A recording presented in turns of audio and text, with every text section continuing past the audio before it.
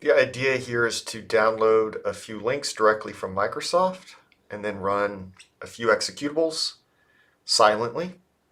Okay, so if we look at the script here, we're using the standard PowerShell commandlet invoke web request, provided a URL directly from Microsoft, and then we have to spit this out to an output file and then immediately use that exe file with the S switch on it.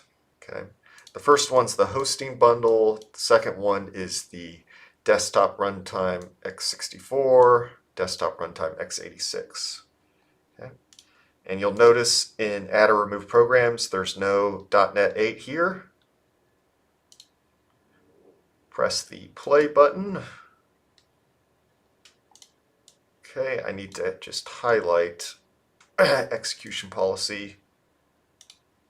So set that to allow me to execute things. There it goes.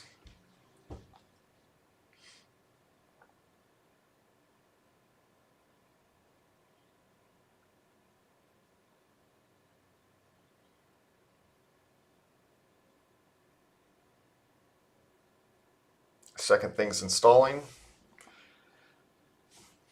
Okay. And now, when I look at Add or Remove Programs, I have 3 .NET things in the list.